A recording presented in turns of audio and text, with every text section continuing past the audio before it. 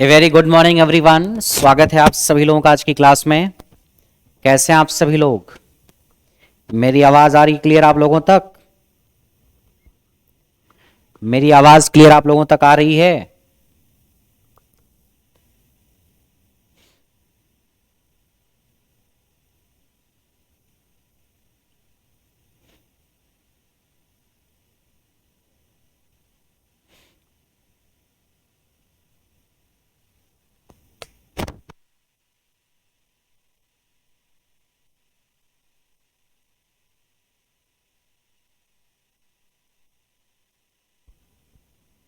चलिए शुरू करते हैं फिर कहानी।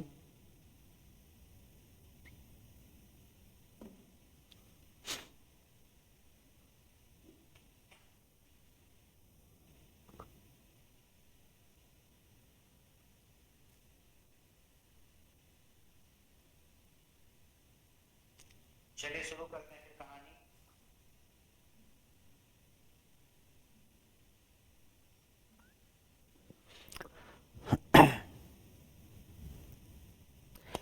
चलिए आप सभी लोगों का एक बार फिर से बहुत बहुत स्वागत है। मैं राजकुमार सिंह आप सभी लोगों का बहुत बहुत स्वागत और अभिनंदन करता हूं।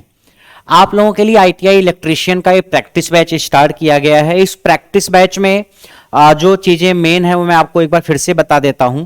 इसमें आपको जो लैंग्वेज होगी वो हिंदी इंग्लिश दोनों में होगी, यानी जो लिखने का और समझाने का काम होगा वो दोनों भाषाओं में होगा, हिंदी और इंग्लिश दोनों में। क्वेश्चन भी आपको हिंदी इंग्लिश दोनों लैंग्वेज में मिलेगा लिखा हुआ, और समझाया भी दोनों लैंग्वेज में जाएगा। उसके अलावा जो टॉपिक्स इसमें कवर होंगे, जो ट्रेड का बैच है आपका ये, तो ट्रेड में जितने भी टॉपिक्स हैं उन सबके सबसे रिलेटेड सवाल करवाए जाएंगे। चाहे वो बेसिक इलेक्ट्रिसिटी हो जिसमें एसी डीसी आता है, चाहे ट्रांसफार्मर हो, चाहे मैग्नेट हो, चाहे मोटर हो, चाहे सिंगल फेज मोटर यानी स्पेशल मोटर हो, या उसके बाद ट्रांसमिशन डिस्ट्रीब्यूशन हो, इलेक्ट्रिसिटी का जनरेशन हो, मेजरमेंट हो, उसके बाद आपका सीआरओ वगैरह हो, ट्रांसड्यूसर वगैरह हो, या फिर उसके अलावा आपका बेसिक इलेक्ट्रॉनिक्स हो, एनालॉग इलेक्ट्रॉनिक्स हो जिसमें डायोड, बीजेटी, एफईटी, मॉसफेट वगैरह पढ़ते हो आप, ऑपरेशनल एम्पलीफायर, ऑसिलेटर वगैरह हो, या फिर सोल्डरिंग हो, मेटल वगैरह के जो सवाल आते हो, इलेक्ट्रिकल अप्लायंसेज के जो सवाल आते हैं, थायरिस्टर वगैरह के जो सवाल आते हैं, डिजिटल इलेक्ट्रॉनिक्स के जो सवाल आते हैं, यूपीएस वगैरह से जो सवाल आते हैं, सेल एंड बैटरी से, वायरिंग से, अर्थिंग से, ये सब टॉपिक के सवाल आपके इस बैच में करवाए जाएंगे। अगर आपने थ्योरी नहीं पढ़ रखी है तो आप पहले थ्योरी का बैच ज्वाइन करिए। अगर आपकी थ्योरी बिल्कुल कमजोर है या आपको नहीं आती है तो फिर आपको इस बैच में मजा नहीं आएगा। आप उसके लिए थ्योरी का बैच ज्वाइन करेंगे। करियर विलैब पे थ्योरी का बैच भी चल रहा है आईटीआई इलेक्ट्रीशियन ट्रेड के नाम से। ये जो बैच है इसका नाम है ITI electrician practice batch 2.0। ITI electrician practice batch 2.0 इस बैच का नाम है। तो अगर आप थ्योरी सीखना चाहते हो तो उसके लिए आईटीआई इलेक्ट्रीशियन का एक अलग से बैच चल रहा है, उसको आप ज्वाइन कर सकते हो। ठीक है। और अगर आपने थ्योरी मुझसे ही पढ़ रखी है या कहीं और से पढ़ रखी है, आपको क्वेश्चन की प्रैक्टिस करनी है, अलग अलग वैरायटी के अच्छे क्वेश्चंस की, तो फिर आप इस बैच को ज्वाइन करोगे। इस बैच में हम किसी सवाल को करवाएंगे तो उससे रिलेटेड जो थोड़ी बहुत चीजें हैं उसको भी साथ साथ में समझाते चलें ताकि आप चीजों को रिकॉल कर पाओ। लेकिन थ्योरी आपकी पढ़ी हुई होनी चाहिए। अगर आपने आधा अधूरा पढ़ रखा है या कुछ नहीं पढ़ रखा है तो फिर आपके लिए प्रैक्टिस का बैच नहीं है। प्रैक्टिस बैच उनके लिए जिनकी थ्योरी तैयार है, थोड़ा बहुत भूल गए हों अलग बात है, मगर पढ़ा हुआ है। यह बैच एक्चुअली आपकी तैयारी को और थोड़ा सा बेहतर कर देगा, आपकी तैयारी को थोड़ा सा और बेहतर कर देगा।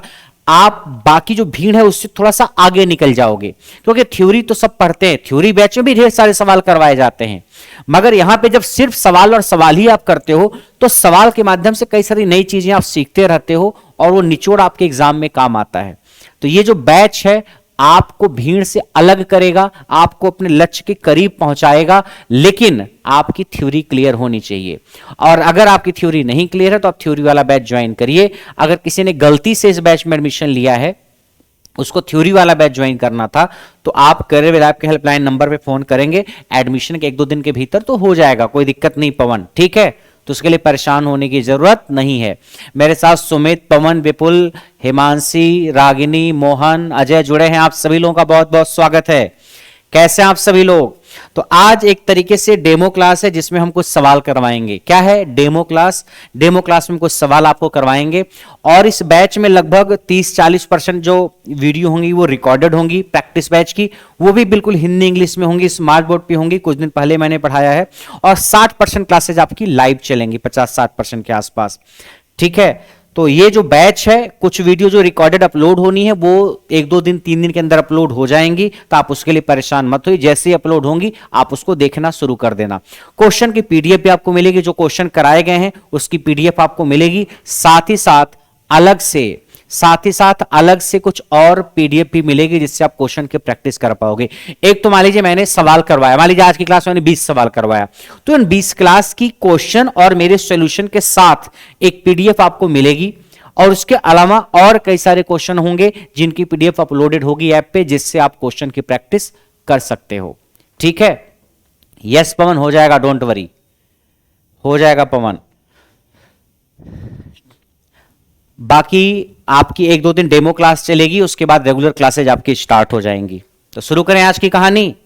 और अगर बैच वगैरह से रिलेटेड कोई इशू है तो आप इस नंबर पे व्हाट्सएप मैसेज करके पूछ सकते हो। अगर आपने बैच से रिलेटेड कोई और ऐसी क्वेरी है जो शायद मैंने नहीं बताई या डिस्कस नहीं की, तो आप इस पे व्हाट्सएप मैसेज करके पूछ सकते हो। आप फोन नहीं करोगे, केवल व्हाट्सएप मैसेज करना और वेट करना, 1-2 दिन का आपको रिप्लाई मिल जाएगा। ठीक है, तो अगर आप यूपीपीसीएल टीजी 2 की तैयारी कर रहे हो या यूपीआरवीएनएल की या किसी और भी एग्जाम के, डीआरडीओ, इसरो, बार्क या फिर रेलवे एलपी टेक्नीशियन या डीएमआरसी मेंटेनर या फिर डीएफसीसीआईएल या हरियाणा में असिस्टेंट लाइनमैन की वैकेंसी आती है, राजस्थान में आती है, बिहार वगैरह में, इन सारे राज्यों की जो वैकेंसी आईटीआई के बेसिस पे आती है, उन सारे एग्जाम के लिए बैच आपका यूजफुल रहने वाला है। तो चलिए शुरू करें, तैयार हैं आप लोग? चलिए सवालों का सिलसिला शुरू करते हैं और आज का पहला सवाल आपके सामने है ये कि the line current of a 3 phase delta connection, line current कितनी होती है 3 फेज डेल्टा कनेक्शन में, इसका आंसर आपको बताना है। बताइए सभी लोग,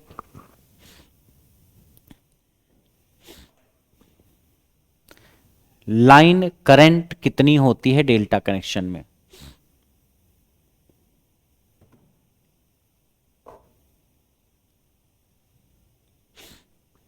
बताइए।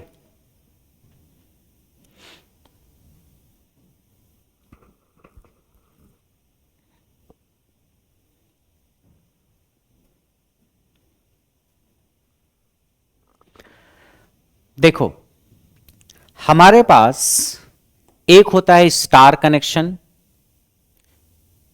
एक होता है स्टार कनेक्शन। स्टार कनेक्शन कुछ इस तरीके का होता है और एक होता है डेल्टा कनेक्शन। डेल्टा कनेक्शन कुछ इस तरीके से होता है। अगर हम स्टार कनेक्शन की बात करें तो स्टार कनेक्शन में लाइन करंट और फेज करंट ये दोनों बराबर होती हैं। लाइन करंट और फेज करंट क्या होती हैं? बराबर। और जो लाइन वोल्टेज होता है वो बराबर होता है √3 इंटू फेज वोल्टेज के। ये कहानी है हमारी किस में? स्टार में। और अगर डेल्टा की बात मैं करूं, डेल्टा की बात मैं करूं तो डेल्टा में क्या होता है? डेल्टा में जो हमारी लाइन करंट होती है वो बराबर होती है √3 इंटू फेज करंट के, और जो लाइन वोल्टेज होता है वो बराबर होता है फेज वोल्टेज के। ये कहानी हो गई डेल्टा की। ठीक है, ऊपर स्टार नीचे डेल्टा। जहां आईएल क्या है? जहां आईएल क्या है? आईएल है लाइन वोल्टेज। आईएल क्या है? Line voltage. Line voltage.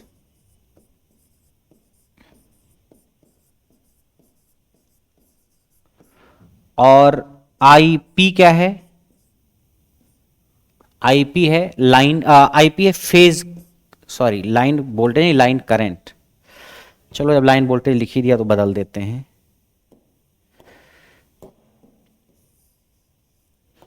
Line voltage होता है VL और वीपी होता है फेज वोल्टेज। फेज वोल्टेज है वीपी, फेज वोल्टेज। और आईएल क्या है? आईएल है लाइन करंट।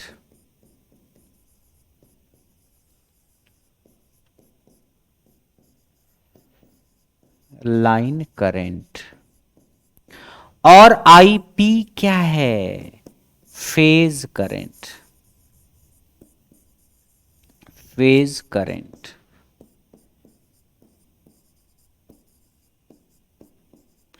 ठीक है, मैंने सबका मतलब लिख दिया। स्टार में ये स्टार कनेक्शन कुछ ऐसा होता है। स्टार कनेक्शन में लाइन करंट बराबर फेज करंट और लाइन वोल्टेज बराबर √3 इंटू फेज वोल्टेज। ठीक है। और डेल्टा में लाइन वोल्टेज बराबर फेज वोल्टेज, दोनों वोल्टेज बराबर होते हैं। और लाइन करंट बराबर होती है √3 इंटू फेज, लाइन करंट बराबर √3 into phase current. Line current बराबर √3 इंटू फेज करंट। ये याद रहेगा आपको? ये याद रहेगा? अब आपसे पूछा क्या गया? आपसे पूछा गया है कि डेल्टा में लाइन करंट किसके बराबर होती है। डेल्टा में सवाल पूछा गया, तो डेल्टा में लाइन करंट बराबर होती है √3 इंटू फेज करंट। डेल्टा में लाइन करंट बराबर √3 into phase current. Line current बराबर √3 into phase current is equal to √3 times of phase current. C option, C होगा। अरे बी वालों, line current of a 3 phase delta connection is, क्या होगा? Line current बराबर √3 into phase current. बोलो होगा कि नहीं?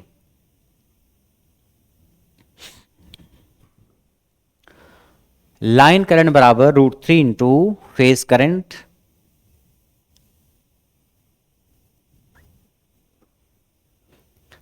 डेल्टा में, अगर स्टार में पूछता दोनों बराबर होते तो आपका उत्तर क्या होगा? देखो ये है डेल्टा में पूछा है ना, लाइन करंट बराबर √3 गुणे फेज करंट। आईपी है फेज करंट, आईएल है लाइन करंट। लाइन करंट बराबर √3 इंटू फेज करंट, तो क्या है? फेज धारा का √3 गुना होता है। यानी जो लाइन धारा है वो फेज धारा का √3 गुना है। जो लाइन धारा है वो फेज धारा का √3 गुना है। लाइन करंट जो है फेज करंट का √3 टाइम्स है। सी ऑप्शन क्या होगा? C option. आइए अगला सवाल है। हाँ, एक चीज और मैं बता दूं, इस बैच में जो आपकी प्रैक्टिस कराई जाएगी वो सब्जेक्ट वाइज प्रैक्टिस ही होगी, मिक्स नहीं होगी। हो सकता है आज के सवाल कुछ मिक्स हो, मगर एक दो दिन बाद जब आपके सवाल चलेंगे ना, टॉपिक वाइज ही चलेंगे। कि एक टॉपिक होगा उसके सवाल होंगे, फिर दूसरा टॉपिक उसके सवाल। जैसे ट्रांसफार्मर होगा तो ट्रांसफार्मर के सवाल, इंडक्शन मोटर तो इंडक्शन मोटर के सवाल, सिंक्रोनस मोटर तो सिंक्रोनस मोटर के सवाल, ट्रांसमिशन डिस्ट्रीब्यूशन तो ट्रांसमिशन डिस्ट्रीब्यूशन के सवाल। ऐसे ही चलेगा, सब्जेक्ट वाइज या टॉपिक वाइज ही चलेगा, मिक्स नहीं रहेगा। तो जो रेगुलर क्लास होगी वो सब्जेक्ट वाइज या टॉपिक वाइज ही होगी। इस सवाल का जवाब दीजिए। If the mean value of an AC voltage is at 28√2/π volt, then what is RMS value? अगर एसी विभव का औसत मान इतना है तो इसका वर्ग माध्यमूल मान बताइए। कलम चलाइए। चिंटू जुबान ज्यादा चलाता है, दिमाग नहीं। चिंटू जुबान ज्यादा चलाता है, कलम नहीं। चिंटू कलम चलाओ। सौरभ, सुमित, पवन, विपुल, एवरीवन जवाब दीजिए मुझे।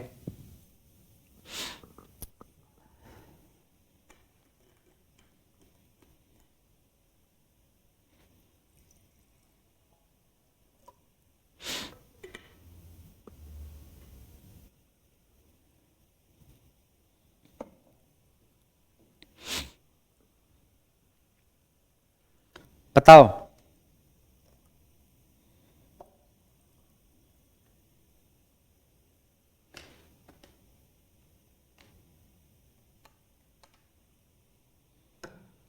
समझ में आ रहा है?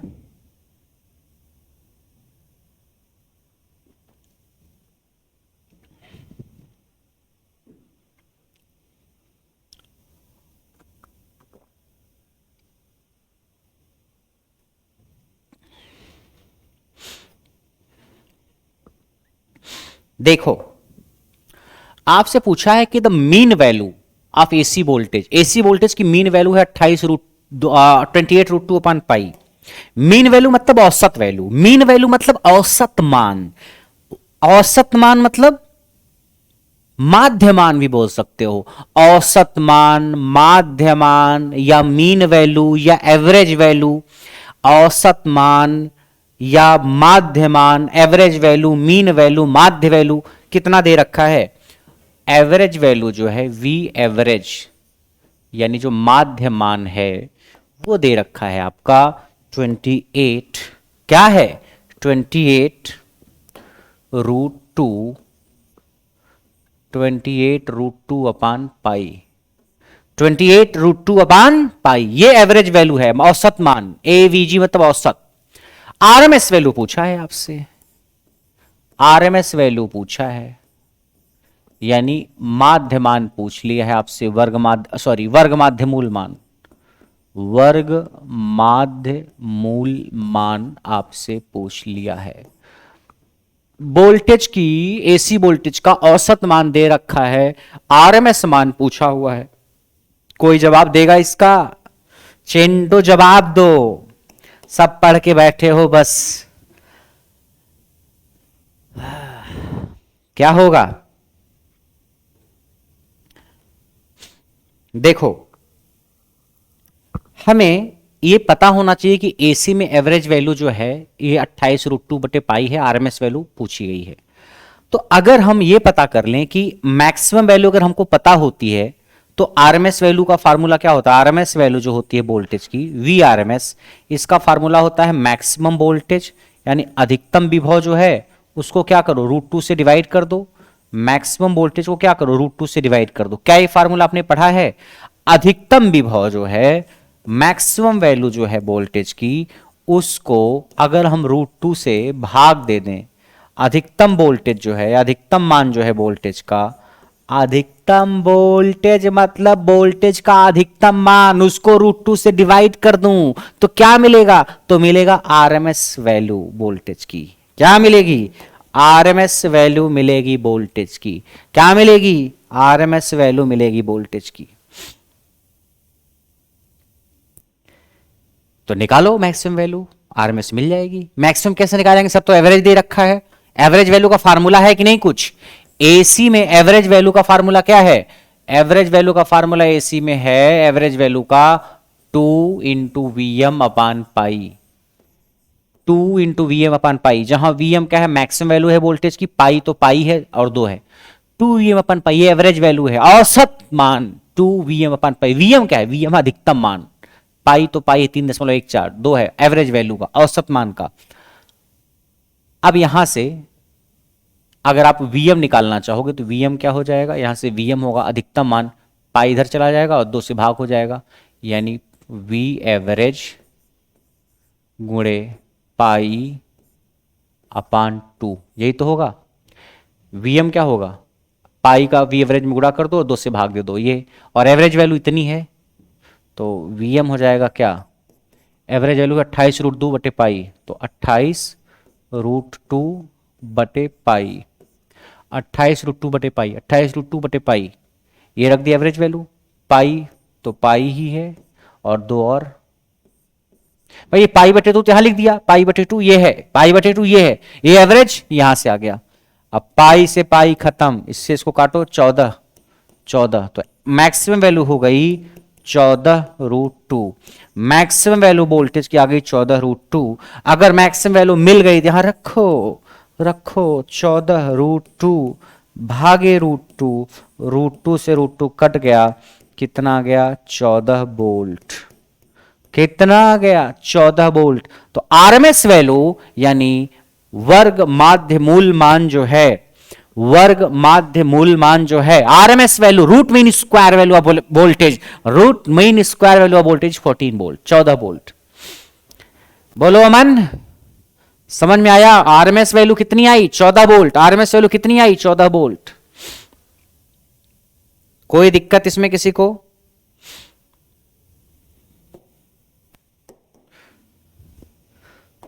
तो उत्तर क्या टिक करोगे? 14 वोल्ट, 14 वोल्ट। कोई तकलीफ?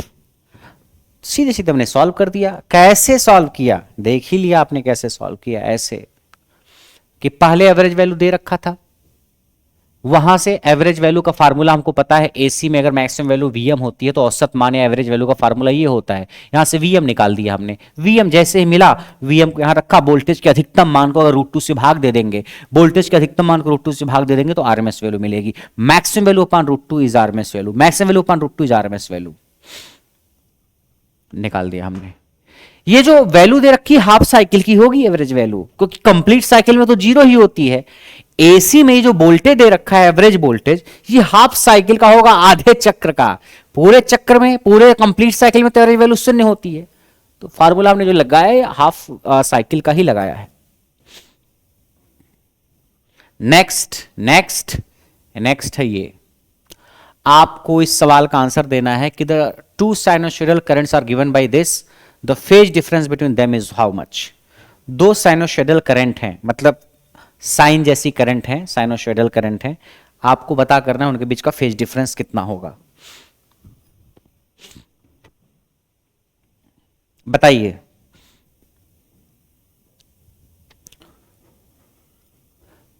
देखो, जब भी फेज डिफरेंस निकालना हो तो अगर एक, ये देखो ये 10 है, ये 15 है, ठीक, साइन साइन है, ठीक, तो 10-15 से कोई मतलब नहीं हो तो कुछ भी हो, ये साइन है तो साइन ही होना चाहिए, ठीक है, ये याद रखना आप। ये साइन तो ये साइन, ये कॉस तो ये कॉस, ये टेन तो टेन। ऐसा नहीं कि ये साइन हो ये कॉस हो, या ये साइन हो ये टेन हो, दोनों एक जैसे होने चाहिए। ये omega t plus y by 3, omega t minus y by 3। जब एक जगह प्लस हो और एक जगह माइनस, याद रखना, तो फेज डिफरेंस निकालने में सीधे जोड़ दिया करो। एक प्लस एक माइनस, यानी अपोजिट है, एक प्लस एक माइनस, या यहां प्लस यहां माइनस, जोड़ दिया करो। जोड़ दो, मतलब इसको इसको जोड़ दो, वही फेज डिफरेंस हो जाएगा। π/3 प्लस π/4, यही उत्तर हो गया। π/3 प्लस π/4, π/3 प्लस π/4, π/3 प्लस π/4, π/3 प्लस π/4। क्यों जोड़ा? जब दोनों अपोजिट चिन्ह हो, एक प्लस एक माइनस, या ये प्लस ये माइनस, तो जोड़ दो, टोटल फेज डिफरेंस मिल जाएगा। पाई का मतलब क्या? पाई का मतलब 180, 180/3। पाई का मतलब क्या? 180/4। तो 180/3 का मतलब 60, और इसका मतलब 45। 60 और 45 105 डिग्री। 105 डिग्री आया है क्या? 105 ऑप्शन में, हाँ जी है, 105 डिग्री। सर कैसे किया? देखो, एक तो ट्रिक है कि जब यहां प्लस यहां माइनस हो, मतलब दोनों उल्टे चिन्ह हो, तो सीधे सीधे जोड़ दो। कैसे? अगर ऐसे होता, जैसे ऊपर होता 10 sine omega T, sorry 10 sine omega t plus 20 degree, और ये होता 20 या कुछ भी, 20 साइन या कुछ भी ओमेगा टी माइनस 30 डिग्री, ऐसे होता अगर। और मैं कहता बताओ दोनों के बीच में फेज डिफरेंस कितना है, तो एक प्लस है एक माइनस है, तो जोड़ दो 20 और 30 को 50, ये फेज डिफरेंस है दोनों के बीच का। तो जब उल्टा चिन्ह हो, एक प्लस हो एक माइनस हो, या यहां प्लस हो यहां माइनस हो, तो भी चलेगा। अगर यहां प्लस हो यहां माइनस हो तो भी वही बात है, एक प्लस एक माइनस हो, जोड़ दो, उल्टा चिन्ह जोड़ दो, 20 और 30 जोड़ो, 50 डिग्री हो गया फेज डिफरेंस। और अगर सेम साइन है तब घटा दो। अगर सेम साइन है, जैसे क्या करो, यहां भी प्लस है यहां भी प्लस है, और बोला फेज डिफरेंस कितना है, तो ज्यादा में से कम वाले को घटा दो। दोनों प्लस प्लस है तो 30 में से 20 घटाओ, 10 डिग्री, 10 डिग्री फेज डिफरेंस होगा। प्लस प्लस दोनों सेम साइन है तो क्या करो, ज्यादा में से कम वाले को घटा दो। और अगर दोनों सेम साइन है और माइनस माइनस है तो भी वही कहानी है। अगर माइनस माइनस है तो सेम साइन ही ना, सेम साइन है तो क्या करो, ज्यादा वाले में से कम वाला घटा दो, 30 में से 20 को हटा दो, 23 में से 20 को घटा दो, इस 30 में से 20 को हटाओ, 10 डिग्री, 10 डिग्री, 10 डिग्री। यानी जब भी आपको दोनों एक ही चिन्ह नजर आए, चाहे प्लस प्लस चाहे माइनस माइनस, तो फेज डिफरेंस निकालने के लिए दोनों में यहां जो हो उसमें ज्यादा में से कम वाले को हटा दो। और अगर अपोजिट नजर आए, जैसे ये है एक प्लस एक माइनस, तो जोड़ दो फेज डिफरेंस निकालने के लिए। ये ट्रिक है जो आपको यूज करनी है, अक्सर सवालों में यूज होगी। हमने निकाल दी 105 डिग्री। और अगर आप सही तरीके से सॉल्व करना चाहो कि सर ये जोड़ना घटाना तो ठीक है लेकिन कैसे आपने किया ऐसे, तो देखो क्या करते हैं, ये साइन ओमेगा टी प्लस 5/3 और ओमेगा टी माइनस 5/4, तो ओमेगा टी को एक दिशा में रेफरेंस मान लो आप, इस दिशा में ओमेगा टी को रेफरेंस मान लिया, फिक्स कर दिया कि ओमेगा टी इस दिशा में होगा, हमने मान लिया ये दिशा ओमेगा टी की है। किधर भी मान सकते थे हम ओमेगा टी को, मैंने इधर मान लिया, आप इधर भी मान सकते थे, आप इधर भी कहीं भी मान सकते थे, मैंने इधर मान लिया ओमेगा टी को। अगर ओमेगा टी की दिशा को मैंने इधर मान लिया, मैंने ओमेगा टी की दिशा को इधर मान लिया, मैंने ओमेगा टी की दिशा को इधर मान लिया, अब क्या करना है, अब ये है प्लस और ये है माइनस। तो मैं आपको बता दूं अगर एंगल प्लस के साथ है, अगर प्लस के साथ एंगल है, प्लस वाला एंगल है, जो कोण है पॉजिटिव प्लस एंगल है, एंगल मतलब कोण, तो क्या करोगे, और जब माइनस एंगल है तो क्या करोगे, एंगल मतलब कोण।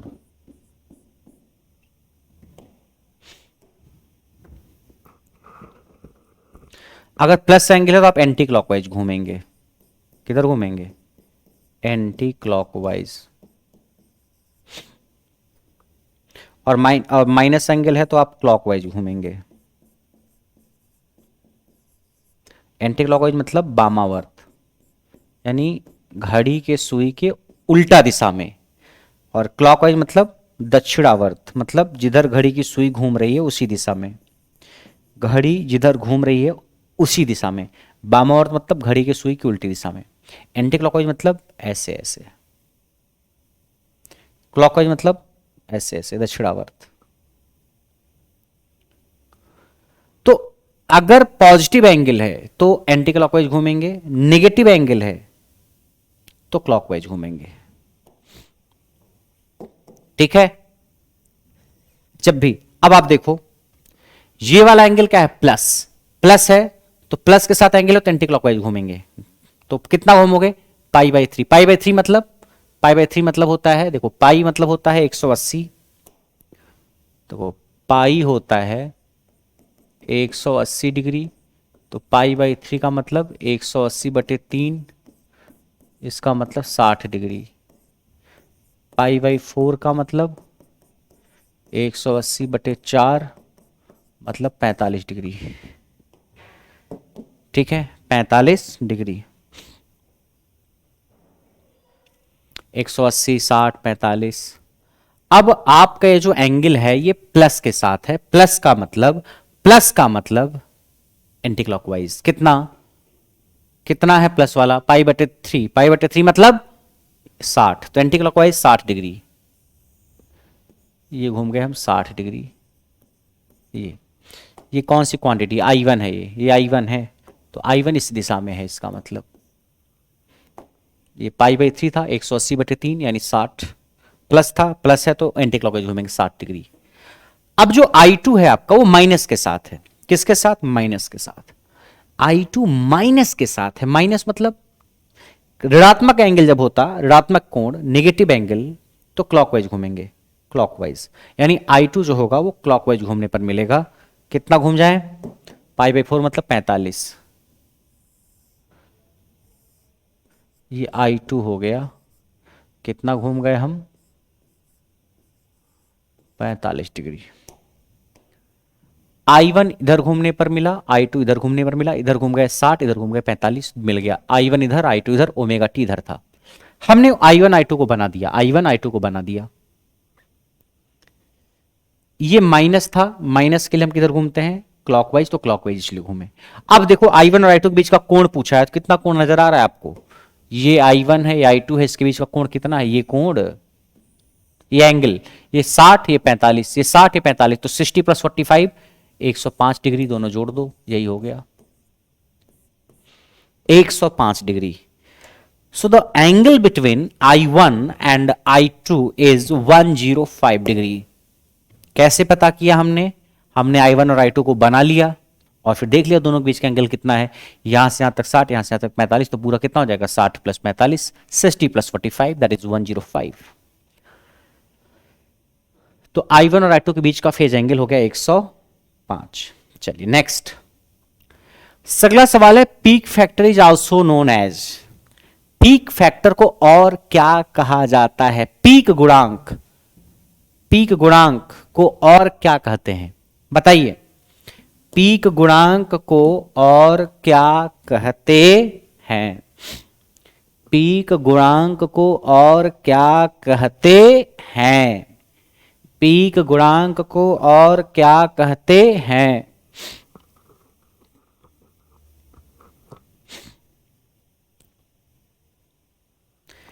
देखो, पीक फैक्टर जो होता है इसके दो तीन नाम हैं। पीक फैक्टर को हम क्रेस्ट फैक्टर भी बोलते हैं, CREST, क्रेस्ट फैक्टर, या इसी पीक फैक्टर को हम एम्पलीट्यूड फैक्टर भी बोल देते हैं, एम्पलीट्यूड फैक्टर भी बोल देते हैं। पीक फैक्टर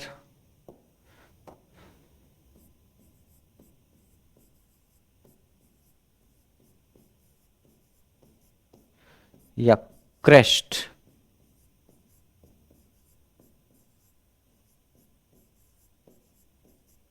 या एम्पलीट्यूड फैक्टर, एम्पलीट्यूड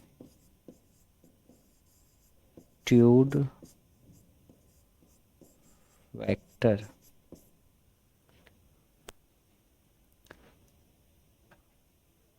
ये सारे नाम हैं इसके।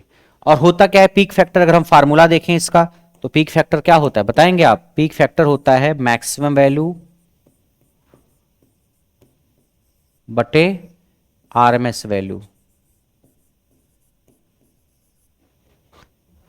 अधिकतम मान यानी पीक वैल्यू जिसको आप कह सकते हो, अधिकतम मान बटे वर्ग माध्य मूल मान, अधिकतम मान बटे वर्ग माध्य मूल मान।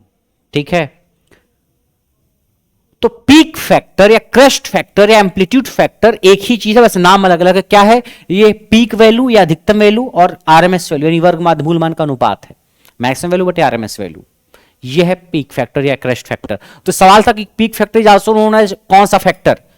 एवरेज ना, फेज ना, फॉर्म फैक्टर ना, एम्पलीट्यूड फैक्टर। जी हां, पीक फैक्टर को क्रेस्ट फैक्टर भी कहते हैं और कभी कभी एम्पलीट्यूड फैक्टर भी बोल देते हैं। तो ये चीज आपको याद होनी चाहिए, याद रहेगी।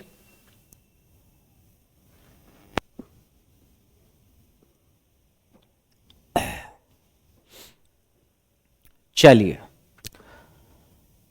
अगला सवाल है, N alternating current of frequency 60 hertz has a maximum value of 120 ampere, find the instantaneous value after 1/720 second. ये सवाल है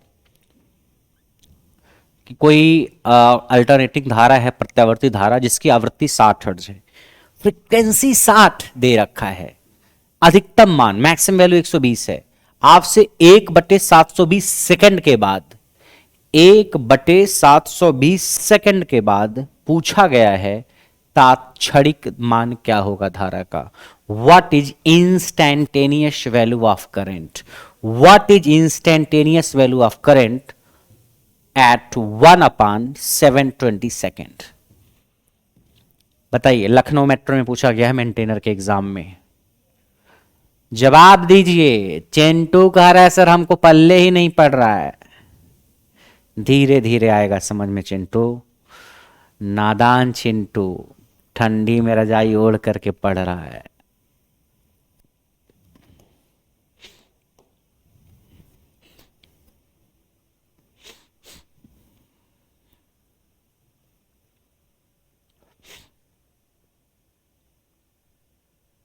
बताइए। देखो, अगर मुझे कोई एसी करंट है, उसकी फ्रीक्वेंसी हर्ट्ज में दे रखा है, यानी ये दे रखा है हमको एफ, ये दे रखा है 60 हर्ट्ज। एफ कितना दे रखा है? 60 हर्ट्ज। आपसे पूछा क्या है? आपको मैक्सिमम वैल्यू भी दे रखा है करंट का। मैक्सिमम वैल्यू कितनी है करंट की? मैक्सिमम वैल्यू है 120 एम्पियर। मैक्सिमम वैल्यू है 120 एम्पियर। कितनी है maximum value? Maximum value is 120 ampere, frequency 60 हर्ज, इंस्टेंटेनियस वैल्यू पूछा है 1/720 सेकंड के बाद, यानी t बराबर 1/720 इतने सेकंड के बाद आप करंट का तात्क्षणिक मान, आपको पता है एसी में करंट हर क्षण बदलती है, एसी में करंट हर इंस्टेंट पे बदलती है, कभी कुछ और तो कभी कुछ और, कभी कुछ और तो फिर कुछ और, कुछ और कुछ और, अलग अलग टाइम पे अलग अलग करंट मिलती है। तो मैंने कहा अच्छा, अलग अलग टाइम पे अलग अलग करंट मिलती है, तो बोलो 1/720 सेकंड के बाद कितनी करंट मिलेगी, यानी इतने टाइम के बाद आपको करंट की वैल्यू पता करनी है, इतने टाइम के बाद करंट की वैल्यू पता करनी है। तो आपने पढ़ रखा होगा कि करंट को लिखते कैसे हैं, इंस्टेंटेनियस इक्वेशन, तात्क्षणिक समीकरण कैसे लिखते हैं, I बराबर I am into sine omega T, ऐसे लिखते हैं कि नहीं, या I बराबर आई एम साइन ओमेगा के जगह पे क्या लिखते हैं, 2πf इंटू टी, ओमेगा की जगह पे 2πf लिख सकते हैं। जहां आईएम क्या, आईएम है मैक्सिमम वैल्यू, अधिकतम मान, ओमेगा क्या है, कोणीय आवृत्ति, एंगुलर फ्रीक्वेंसी, रेडियन पर सेकंड में नापते हैं इसको, और एफ क्या है, फ्रीक्वेंसी इन हर्ज, हर्ज में फ्रीक्वेंसी, पाई है 3.14, टी टाइम है, आई क्या है, आई ही इंस्टेंटेनियस करंट, तात्क्षणिक धारा, जो भी टाइम रखोगे उस टाइम की करंट मिलेगी, जो भी टाइम रखोगे उस टाइम की करंट मिलेगी, टाइम कुछ और तो करंट कुछ और, टाइम कुछ और तो करंट कुछ और, टाइम कुछ और तो करंट कुछ और। तो मैंने रखा टाइम को, कितना रखा मैंने, 1/720 रख दो। तो आईएम कितना, मैक्सिमम करंट दे रखी है, हाँ 120 एम्पियर दे रखा मैक्सिमम करंट, ठीक, into sine 2 pi into F, frequency कितनी है, फ्रीक्वेंसी 60 हर्ज है, 60 हर्ज, और टाइम कितना है, टाइम है आपका 1/720, 1/720, इस पूरे को सॉल्व करिए, ठीक है, इस पूरे को सॉल्व करिए। तो I बराबर देखो 2 पाई, फ्रीक्वेंसी 60 हर्ट्ज थी, 60 हर्ट्ज रख दिया, और T को 1/720 रख दिया, 120 साइन, अब देखो 2 पाई इंटू 60 और 1/720, तो जीरो से देखो जीरो कट गया, ठीक, और 6 से इसको काट दो अगर, तो 6 के नाम 6, 6 दूना 12, 12 हो गया, और 2 से इसको और काट दो 6 हो गया, यानी पाई/6 हो गया, साइन पाई/6। तो अब यहां पे साइन पाई/6 है, तो पाई जगह पे 3.14 मत रखना, पाई जगह पे 180 रखो, पाई 180 होता है, पाई/6 कितना हो जाएगा, पाई का मतलब 180, 180/6, तो 180/6 मतलब 30 डिग्री, पाई/6 का मतलब 180/6 30 डिग्री, तो आई हो जाएगा 120 इंटू साइन पाई/6, पाई/6 मतलब साइन 30 डिग्री। अब 120 साइन 30 डिग्री का मान कितना होता है, साइन 30 डिग्री का मान 1/2 होता है, साइन 31/2 काट दो, 60 एम्पियर, ये उत्तर आ गया 60 एम्पियर। यानी 1/720 सेकंड के बाद जो करंट मिली उस करंट की वैल्यू होगी 60 एम्पियर। एक्चुअली एसी करंट हर क्षण बदलती रहती है, हर क्षण बदलती है एसी करंट, बढ़ेगी, मैक्सिमम हुई, फिर घट के जीरो हुई, फिर नेगेटिव में बढ़ी, नेगेटिव में मैक्सिमम हुई, फिर जीरो हुई, ऐसे चलती रहती है। तो मैंने कोई भी टाइम में पूछ लेता हूं आपसे, उस टाइम पे करंट मैं पूछ सकता हूं, तो जो टाइम रखोगे उस टाइम पे करंट मिलेगी। हमने टाइम को रख दिया 1/720 और सॉल्व कर लिया। हमें यही सवाल पूछा गया था, देखो, यानी एक करंट थी जिसके लिए फ्रीक्वेंसी दिया था हर्ट्ज में 60 हर्ट्ज, और मैक्सिमम वैल्यू दे रखी थी, हमसे पूछा था कि हम इंस्टेंटेनियस करंट बताएं, तात्क्षणिक करंट किस समय पे, 1/720 सेकंड पे, 1/720 सेकंड के बाद, तो हमने कर लिया।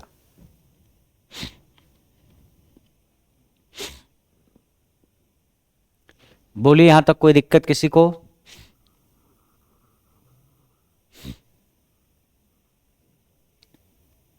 यहां तक कोई दिक्कत किसी को,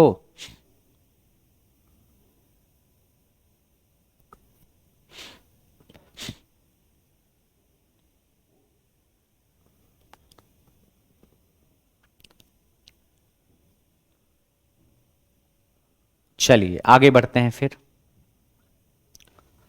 अगला है 1 kilocalorie is equal to, 1 kilocalorie किसके बराबर होता है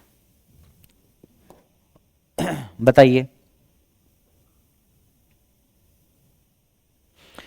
ऑप्शन के हिसाब से अगर आप जाओगे तो पहले तो 1 कैलोरी किसके बराबर होता है, 1 कैलोरी की अगर हम बात करें तो 1 कैलोरी लगभग 4.2 जूल, लगभग लगभग 4.2 जूल लिखते हैं, या 4.186 लिख देते हैं, 186 या 187 कुछ भी लिख दो, 4.186 जूल, यही तो है लगभग। 1 कैलोरी बराबर 4.186 जूल, लगभग लगभग एग्जैक्ट, या 1 कैलोरी बराबर लगभग 4.2 जूल लिख सकते हैं। ठीक है, आप चाहो तो लिख दो 4.2 भी चलेगा।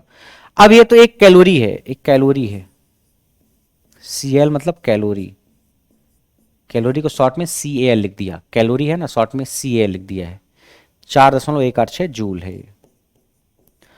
अब अगर 1000 से गुणा कर दें हम दोनों साइड तो क्या हो जाएगा, 1000 से गुणा कर दें तो क्या हो जाएगा, तो एक हो जाएगा आपका 1 कैलोरी में 1000 से गुणा किया तो 1000 कैलोरी बराबर हो जाएगा, 1000 से गुणा करोगे कितना हो जाएगा 4186 जूल, यही तो होगा। 1000 से गुणा कर दूं अगर मैं तो 1 कैलोरी में 1000 से गुणा किया कितना हो गया 1000 कैलोरी, और इसमें 1000 से गुणा किया तो 4186 जूल, 4186 जूल, 4186 जूल, और ये 1000 कैलोरी, तो 1000 कैलोरी बराबर 4186 जूल, 1000 कैलोरी बराबर 4186 जूल। अब इस कैलोरी को आप क्या लिख सकते हो, 1000 कैलोरी मतलब 1 किलो कैलोरी, 1000 कैलोरी मतलब कैलोरी है, 1000 कैलोरी मतलब 1 किलो कैलोरी लिख सकते हैं ना, 1 मतलब किलो, Cl मतलब कैलोरी, बराबर 4186 जूल। KCl का मतलब क्या है, kilo calorie, kilo calorie, kilo calorie, के मतलब किलो, Cl मतलब कैलोरी, 1 किलो कैलोरी बराबर 4186 जूल या 4187, 86 में कोई अंतर तो है नहीं, तो वही पूछा 1 किलो कैलोरी किसके बराबर होगा, तो 4187 4186 बात एक ही है लगभग। ठीक है, एक 1000 कैलोरी को 1 किलो कैलोरी लिख दिया, ये होता है 1 किलो कैलोरी अगर लिखना हो तो ये बराबर होगा 1000 कैलोरी के, यानी अगर हिंदी में लिखें तो 1 किलो कैलोरी, 1 किलो कैलोरी बराबर होगी 1000 कैलोरी के, 1 किलो कैलोरी बराबर होगी 1000 कैलोरी के।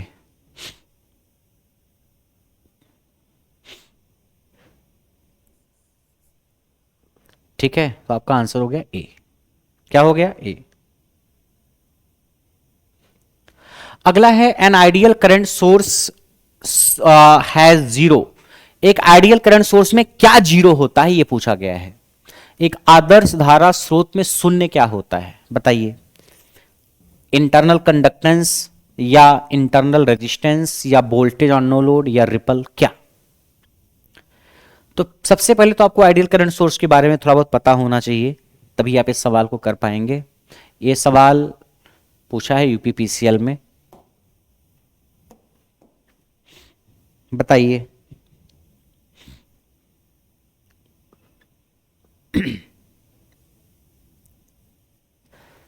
आंसर आ रहा है मेरे पास लोगों का, अच्छा जी, चिंटू, चिंटू नादान गलती कर रहा है फिर से। देखो, एक आइडियल करंट सोर्स जो होता है, एक आइडियल करंट सोर्स,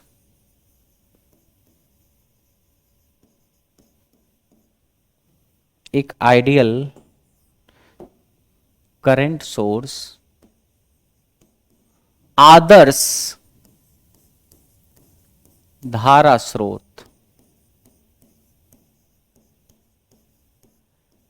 इसमें जो आंतरिक प्रतिरोध होता है, इंटरनल रेजिस्टेंस, वो अनंत होता है।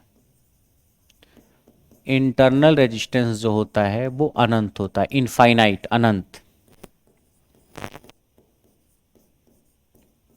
आंतरिक प्रतिरोध क्या होता है? अनंत। और अगर आइडियल वोल्टेज सोर्स में लूं, आइडियल वोल्टेज सोर्स में अगर लूं,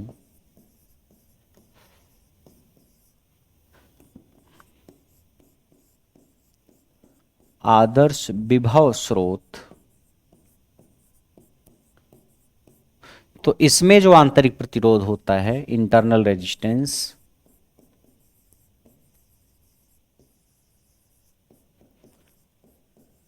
इसमें जो आंतरिक प्रतिरोध होता है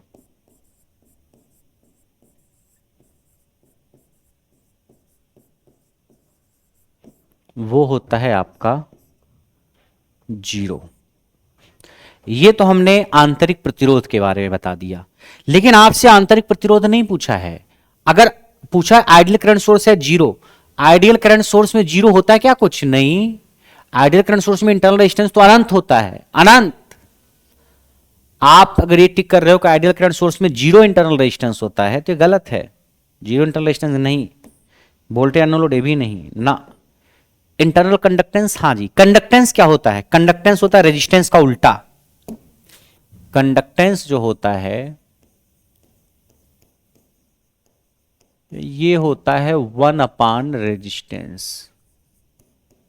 ये 1/, रेजिस्टेंस होता है। कंडक्टेंस को G से व्यक्त किया जाता है और रेजिस्टेंस को R से व्यक्त किया जाता है। मतलब चालकता बोलते हैं शायद हिंदी में, चालकता या चालकता। तो G बराबर 1/R। तो अगर हमें R पता है तो R का उल्टा होता है G। R का क्या होता है? उल्टा होता है G, यानी रेजिस्टेंस का उल्टा है G। तो अगर आपका इंटरनल रेजिस्टेंस अनंत है तो इंटरनल कंडक्टेंस कितना होगा? इंटरनल कंडक्टेंस हिंदी में क्या बोलते हैं? आंतरिक चालकता शायद। चलिए चालकता है, चालकता तो जो भी बोलते हैं आप देख लेना। आंतरिक चालकता G से व्यक्त करते हैं। आंतरिक चालकता क्या होगी? ये इस रेजिस्टेंस का उल्टा 1/∞। और किसी भी संख्या को जब अनंत से भाग देते हैं तो 0 आता है। किसी भी संख्या को अनंत से भाग देते हैं तो 0 आता है। तो एक तरीके से 0 आ गया, यानी आ गया कितना? 0। यानी इंटरनल कंडक्टेंस जो होगा वो 0 होगा। आइडियल करंट सोर्स के लिए इंटरनल कंडक्टेंस 0, इंटरनल रेजिस्टेंस अनंत। ठीक है। ऐसे इसके लिए अगर आंतरिक प्रतिरोध 0 है तो इंटरनल कंडक्टेंस कितना होगा?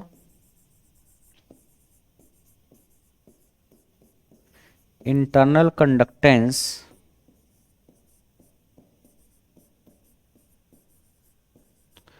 आंतरिक चालकता ये हो जाएगी 0 का उल्टा 1/0।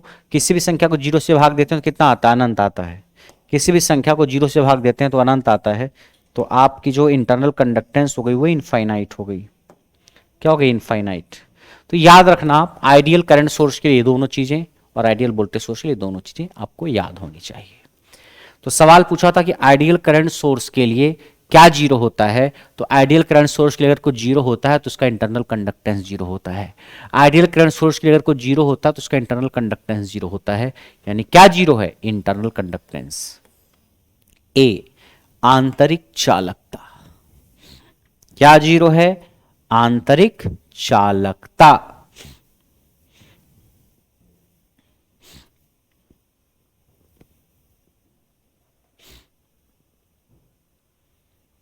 कोई दिक्कत इसमें?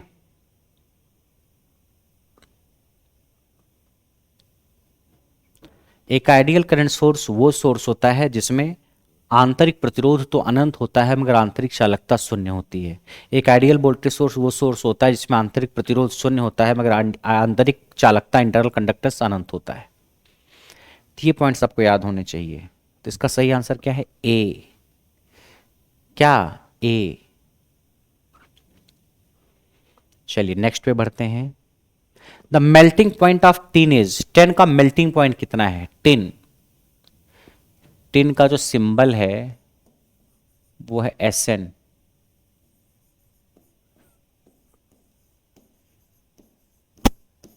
सिंबल है SN, सिंबल मतलब प्रतीक।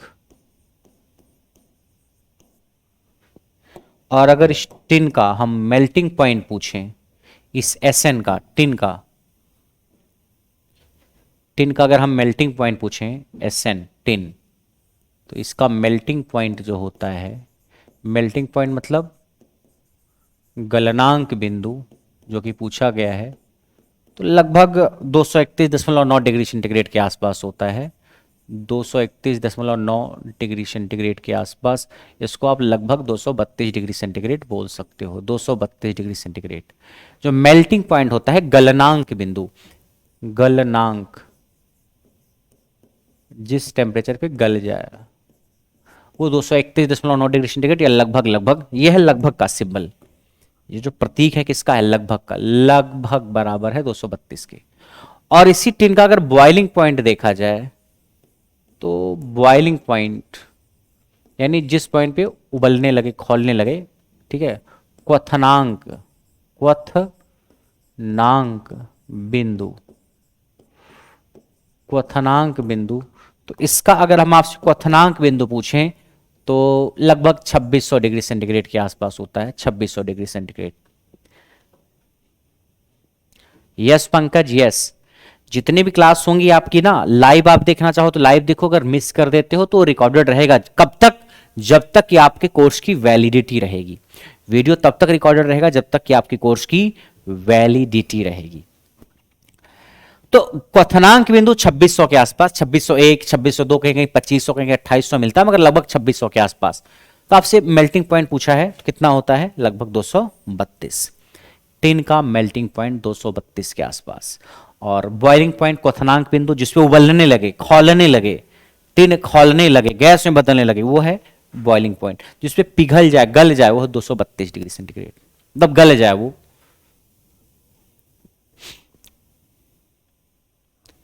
ठीक है, 232 डिग्री सेंटीग्रेड आपका उत्तर होगा। Next, two batteries having unequal EMF. दो बैटरी जिसका ईएमएफ अनइक्वल है, असमान। ईएमएफ मतलब वोल्टेज मान लो, ईएमएफ मतलब, ईएमएफ होता है इलेक्ट्रोमोटिव फोर्स, विद्युत वाहक बल, या आप चाहो तो वोल्टेज कह दो। कि दो बैटरी जिसका ईएमएफ सेम नहीं है, यानी दो बैटरी जिसका वोल्टेज सेम नहीं है, क्या कर सकते हैं हम उनके साथ? Can be connected in parallel, उनको समांतर में जोड़ सकते हैं। Can not be connected in series, श्रेणी क्रम में नहीं जोड़ सकते। Can be connected in series only, केवल श्रेणी क्रम में ही लगा सकते हैं। May be connected in parallel R series, समांतर श्रेणी किसी में भी जोड़ा जा सकता है। तो बताओ,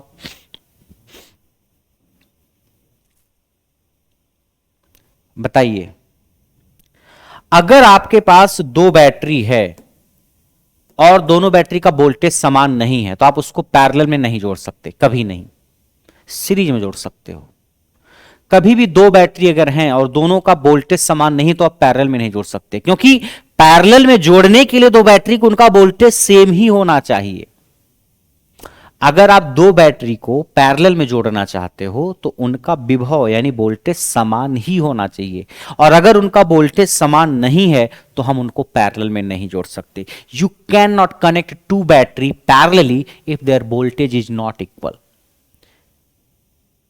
आप नहीं जोड़ सकते अगर पैरेलल में उनको, अगर वोल्टेज उनका सेम नहीं है। और अगर वोल्टेज सेम है फिर पैरेलल में जोड़ लो। तो क्या उत्तर होगा? Can not be connected in series, can not be connected in parallel, yes. नहीं, ये नहीं होगा। Having equal EMF, can not be connected in series, can be connected in series only, ये सी ऑप्शन होगा। C option, can be connected in series. Parallel में नहीं जोड़ सकते, सीरीज में जोड़ सकते हैं। ये लिखा है सीरीज चाहे पैरेलल कहीं भी जोड़ दें ना, पैरेलल में नहीं जोड़ सकते, सीरीज में जोड़ सकते हैं। ये लिखा कैन नॉट बी, श्रेणी क्रम में नहीं लगा सकते, श्रेणी समांतर क्रम में लगा सकते हैं। क्या सही उत्तर होगा? सी। यानी अगर दो बैटरी जिनका वोल्टेज समान नहीं है उनको आप पैरेलल में नहीं लगा सकते, मत लगाना।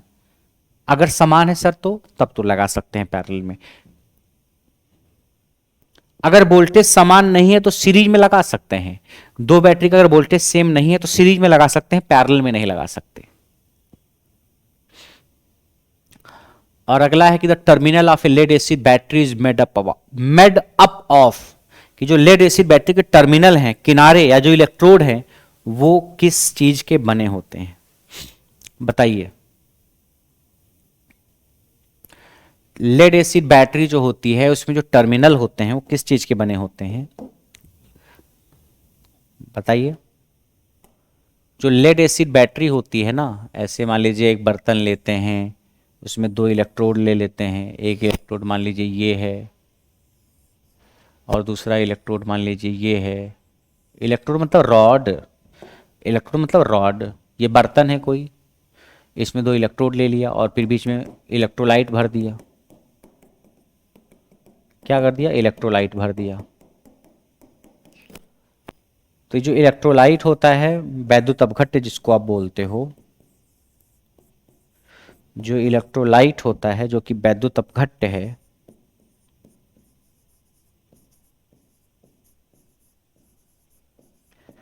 ये होता है डाइल्यूट H2SO4। डाइल्यूट H2SO4 का मतलब इसमें H2SO4 भी होता है और पानी भी होता है, यानी H2O और H2SO4 दोनों का मिक्सचर होता है। डाइल्यूट मतलब पानी, तनु सल्फ्यूरिक अम्ल। सल्फ्यूरिक एसिड एक होता है तो पानी 3 होता है, ये अनुपात होता है 1 और 3 का, कि अगर एसिड 1 है तो पानी 3 है, एसिड अगर 1 है तो पानी क्या है 3, 1 अनुपात है 3। डाइल्यूट मतलब तनु, तनु मतलब हल्का, मतलब गाढ़ा नहीं होना। डाइल्यूट H2SO4 एक मात्रा एसिड की तो 3 मात्रा पानी की, ऐसा होता है इलेक्ट्रोलाइट। इसमें इसमें दो इलेक्ट्रोड होते हैं, जो ये वाला एक इलेक्ट्रोड है नेगेटिव, एक है पॉजिटिव। जो नेगेटिव इलेक्ट्रोड होता है, ऋणात्मक नेगेटिव इलेक्ट्रोड जो होता है वो बना होता है लेड का, पीबी का। ऋणात्मक इलेक्ट्रोड जो होता है, एक नेगेटिव होगा एक पॉजिटिव होगा, तो जो ऋणात्मक इलेक्ट्रोड होता है वो बना होता है लेड का। और जो पॉजिटिव इलेक्ट्रोड होता है, जो पॉजिटिव इलेक्ट्रोड होता है, धनात्मक इलेक्ट्रोड, वो बना होता है लेड परऑक्साइड का, PbO2 का। PbO2 लेड परऑक्साइड इसको बोल सकते हो आप, लेड परऑक्साइड।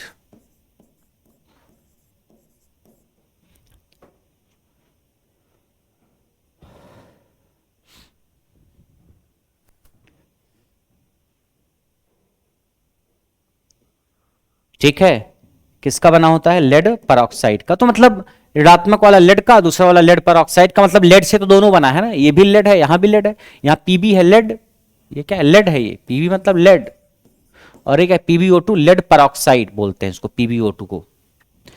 तो नेगेटिव इलेक्ट्रोड लेड का, positive electrode PbO2 lead peroxide का, दो इलेक्ट्रोड हैं। तो सवाल ये पूछा गया है कि लेड एसिड बैटरी के जो सिरे होते हैं किसके बने होते हैं, लेड के बने होते हैं, लेड के। एक में लेड होता है दूसरे में लेड परऑक्साइड होता है, तो लेड, लेड उत्तर आएगा आपका। क्या आएगा, लेड।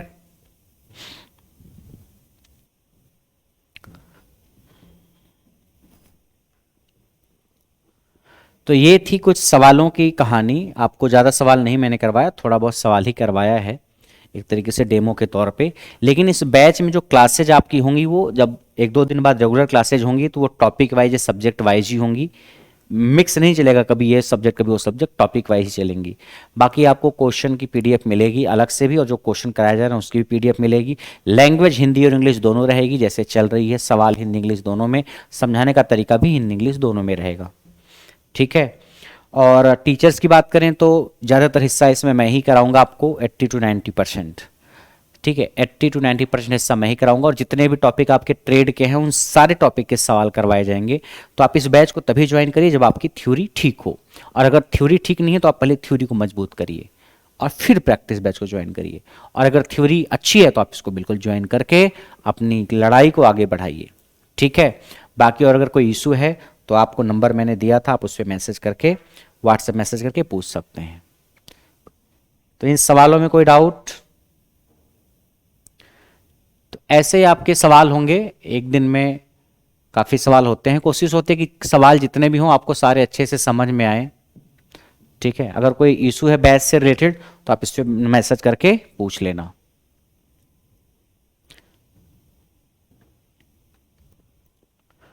ठीक है।